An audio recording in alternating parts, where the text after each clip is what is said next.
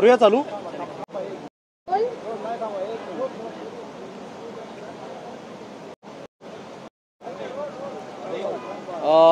नवीन सरकारचं हे पहिलं अर्थसंकल्पीय अधिवेशन आणि माझ्यासहित जवळपास 75 पहिल्यांदा आमदार या सभागृहामध्ये आले होते आणि जे आम्ही सगळे पहिल्यांदा निवडून आलेले सदस्य होतो। आम्हाला या अर्थसंकल्पीय अधिवेशनाकडनं खूप मोठी अपेक्षा होती। आम्ही असलो तरी अशी एक अपेक्षा होती की राज्यावर जे 9 लाख कोटींचं कर्ज आहे या अर्थसंकल्प जे काय आपण सादर केलं त्यामध्ये 45,000 कोटींची तूट आहे, त्यावर जास्तीत जास्त चर्चा होईल। वाढत्या बेरोजगारीवर चर्चा होईल, वाढत्या महागाईवर चर्चा होईल, ग्रामीण भागातल्या शेतकऱ्यांचे त्यावर चर्चा होईल, कर्जमाफी या सरकारने आधी आपल्या अर्थसंकल्पात जाहीर केली नाही त्यावर चर्चा होईल, लाडके बहिणीचे 1500चे जे सांगितलं होतं ते केले नाहीत त्यावर चर्चा होईल। पण अशा किंवा युवकांशी संबंधित असलेलं नवीन शैक्षणिक असेल, इंडस्ट्रियल पॉलिसी असेल, नवीन आम्हाला अपेक्षित होतं गृहनिर्माण धोरण जाहीर होईल। पण या जवळपास 3 आठवडे चाललेल्या अधिवेशन काळामध्ये आज शेवटचा दिवस आहे, कुठल्याही या महत्त्वाच्या विषयांवर चर्चा झाली नाही। आणि वाईट या गोष्टीचं वाटतं की वारंवार 13 कोटी जनतेशी काडी मात्र संबंध नसलेले औरंगजेबाची कबर, मटण हलाल खायचं की झटका खायचं, कुणाल कामरा असे वेगवेगळे निरर्थक विषय घेऊन सभागृह बंद पाडण्याचा प्रयत्न हा सत्ताधाऱ्यांकडनं करण्यात आला।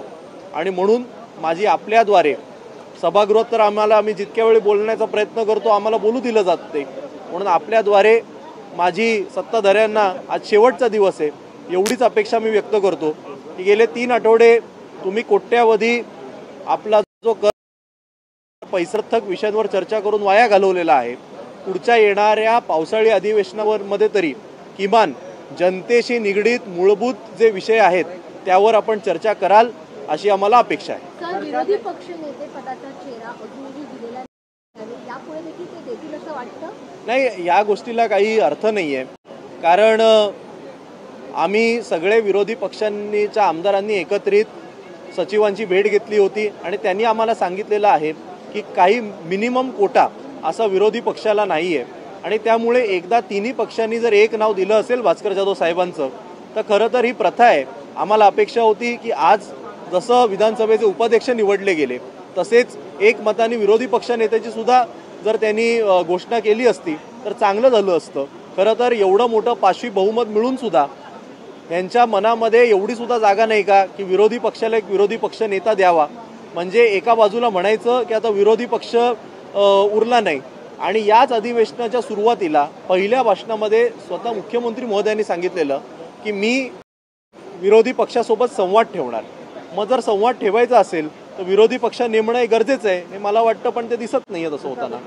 ज्या मुद्द्यांवर चर्चा व्हायला पाहिजे त्याच्यावर झाली नाही, इतर मुद्दे त्याचवरती चर्चा झाली, हे त्या मुद्द्यांवर चर्चा सरकारला पाठवत होतं नाही दिसत नाही ना, कारण जर आपण सरकारचं आणि संपूर्ण सभागृहाचं जर तुम्ही गेल्या इतक्या दिवसांचं टेलिकास्ट काढून पाहिलं तर जास्तीत जास्त वेळा सभागृह तहकूब हे कोणी केलं तर आमदारांनीच केलं।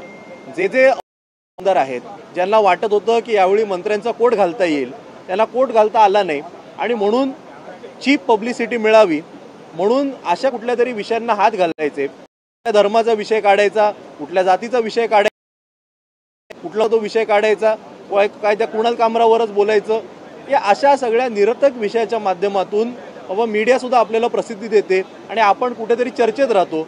आपले जे वरिष्ठ नेते आहेत त्यांना आनंद मिळतो की बाबा यांनी काहीतरी नवीन मुद्दा काढला।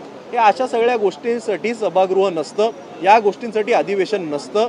आपण सगळे प्रचंड खर्च करून विधानसभेच्या निवडणुका घेतो, 288 प्रतिनिधी निवडून देतो, त्या प्रतिनिधींनी जनतेशी निगडीत विषय मांडणं त्याला अपेक्षित आहे। अधिवेशनामध्ये अजून एक मुद्दा गाठला तो म्हणजे दिशा सैलेंचा, परंतु या सगळ्या प्रकरणामध्ये एक नाव म्हणजे राहुल कनाल हे त्यावेळी तुमच्यासोबत होते, परंतु आता ते सत्ताधाऱ्यांमध्ये आहे, त्यांचा उल्लेख आता कुठेही होत नाही। त्यावेळेला नितेश राणे हे त्यांच्यावर देखील आरोप करायचे, मात्र आता त्यांच्या नावाचा उल्लेख कुठेही घेतला जात नाही कारण का ते सत्ताधारी भागात गेलेत। म्हणून मी परत एकदा सांगतो, हे सगळे विषय महाराष्ट्राच्या 13 कोटी जनतेशी निगडीत नाहीत, केवळ पब्लिसिटी करता हे सगळे विषय उकरून काढण्यात येत आहेत, यामध्ये काही अर्थ नाही।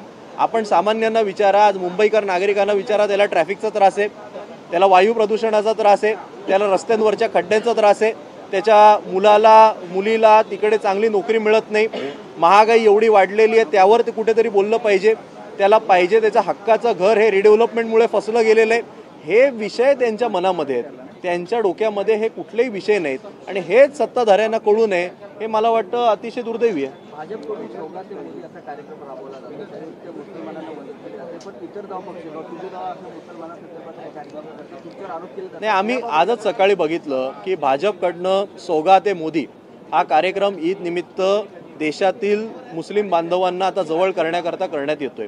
ठीक आहे, म्हणजे इतके दिवस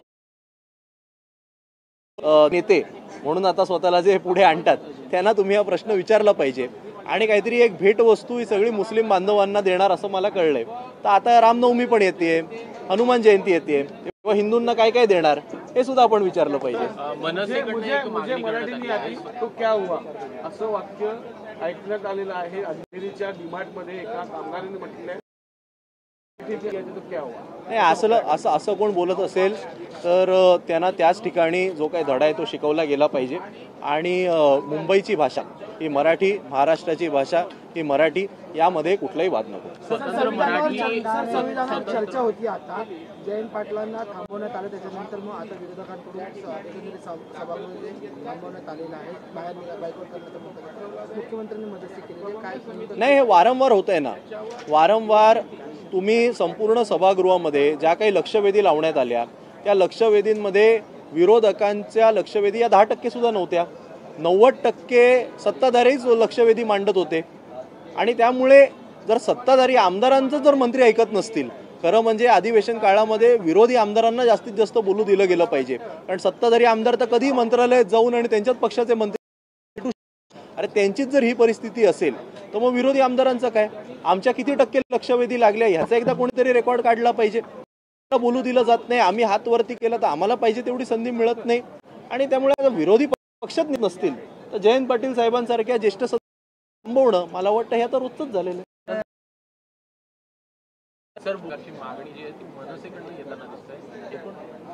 नाही, मला त्या विषयाची पूर्ण माहिती नाही, मी माहिती घेऊन बोलतो. थँक्यू.